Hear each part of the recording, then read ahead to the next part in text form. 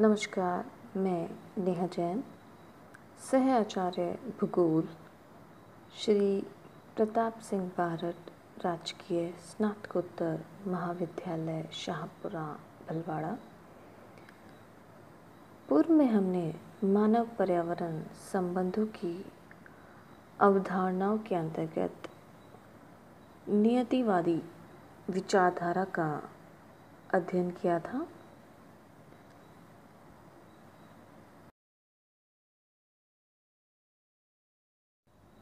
आज हम नियतिवाद या निश्चयवाद की आलोचनाओं का विस्तार से चर्चा करेंगे। नियतिवाद का प्रभाव यद्यपि 20वीं शताब्दी के प्रारंभ तक भौगोलिक साहित्य पर स्पष्ट रूप से दिखाई पड़ता है, परंतु द्वितीय विश्व युद्ध के पश्चात इस विचारधारा की मान्यता में कमी आई तथा मनुष्य की भूमिका को महत्व मिलने लगा। इस विचारधारा को संयुक्त राज्य अमेरिका, ब्रिटेन, कनाडा आदि देशों में एक पक्षीय विचारधारा कहा गया। प्रकृति के सक्रिय योग को अतिशयोक्ति और मानव द्वारा समायोजन के प्रयास को उदासीन और निष्क्रिय कहा जाना एक पक्षीय तर्क है। नियतिवादी विचारकों द्वारा प्रस्तुत तर्क संतुष्टिपूर्ण नहीं है। मानव के अनेक कार्यों से ऐसे कई तथ्यों का ज्ञान होता है जिनका संतोषजनक उत्तर वातावरणीय प्रभावों में नहीं मिलता।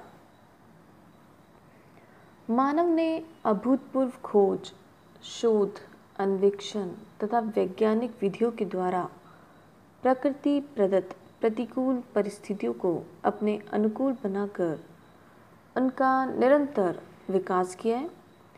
अतः नियतिवाद को तर्कसंगत न मानते हुए विद्वानों ने कई बिंदुओं पर इसकी आलोचनाएं की हैं, जिसमें से कुछ प्रमुख आलोचनाएं निम्नलिखित हैं, जो कि इस प्रकार हैं।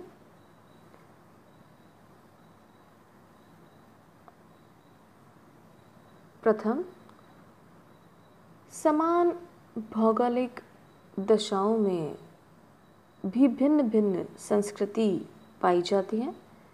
जैसे टुंड्रा जलवायु में एस्किमो, लैप्स, चुकची, समाइट्स आदि जनजातियों के रहन सहन और क्रियाकलापों में भिन्नता पाई जाती है।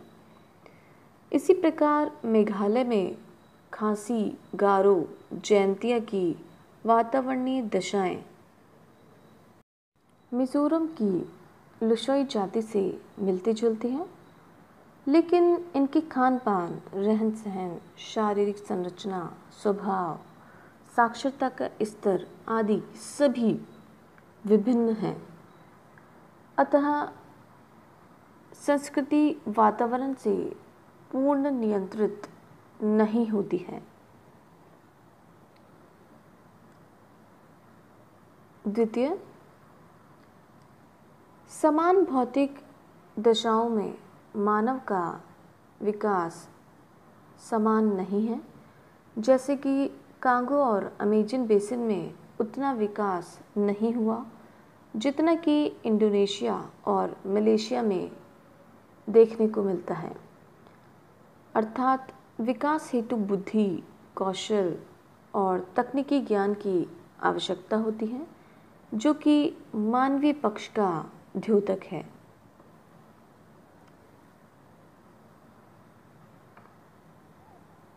तृतीय,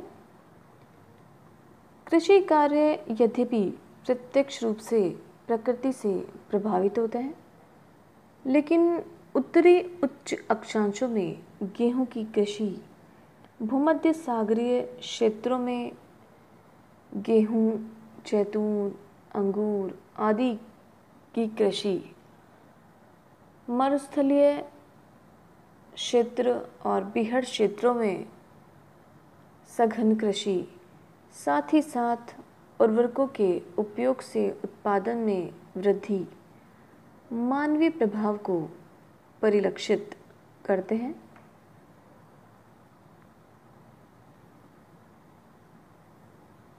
चौथे, उद्योगों की स्थापना मानव संबंधी नीतियों से प्रभावित होती रही है, न कि केवल प्राकृतिक संसाधनों से। जैसे कनाडा के दक्षिणी ओंटारियो में अधिक औद्योगिक विकास का कारण कनाडा की कर नीति है, न कि भौतिक वातावरण। इसी प्रकार संयुक्त राज्य अमेरिका में मोटर निर्माण केंद्र डेट्रॉइट, रबर निर्माण केंद्र एक्रोन और वायुयान निर्माण केंद्र लॉस एंजल्स में होना किसी भौतिक कारण का प्रभाव नहीं कहा जा सकता है।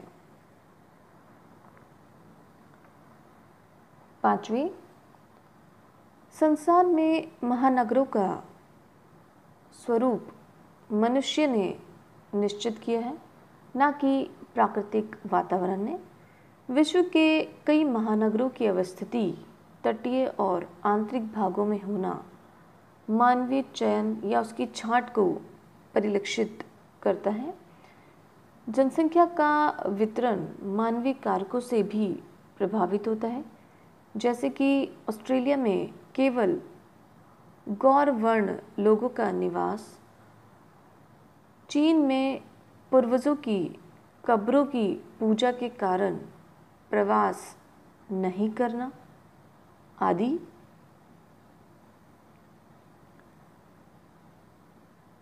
छठी,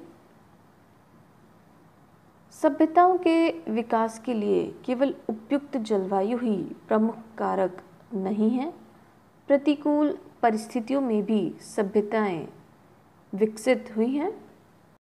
प्राचीन कालीन मिस्र की सभ्यता रेगिस्तान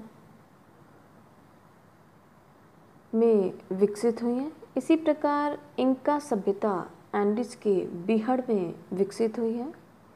अमेरिका, पश्चिमी यूरोप, ऑस्ट्रेलिया आदि कई देशों की प्राचीन और आधुनिक जलवायु में कोई परिवर्तन नहीं हुआ, परंतु विकास में अत्यधिक अंतर पाया गया है।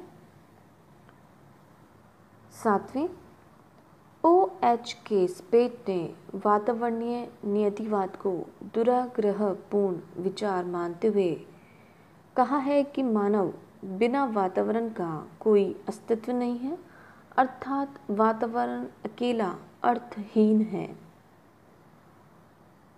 आठवीं, हॉटशॉन ने भी नियतिवाद को अस्वीकार करते हुए यह तर्क दिया था कि यह विचार प्रकृति को मानव से पृथक करता है तथा यह भूगोल की आधारभूत एकता को छिन्न भिन्न करने का विचार है। नवीं, किरचॉफ भूगोलवेत्ता ने प्राकृतिक अवसरों और मानव के कार्यों में कारण संबंधों का वर्णन करते हुए लिखा है कि मानव कोई स्वचालित यंत्र नहीं है जिसकी स्वयं की कोई इच्छा शक्ति नहीं है। प्रकृति कभी तो उसे वातावरण के अधीन पाती है और कभी उसे वातावरण से उदासीन पाती है।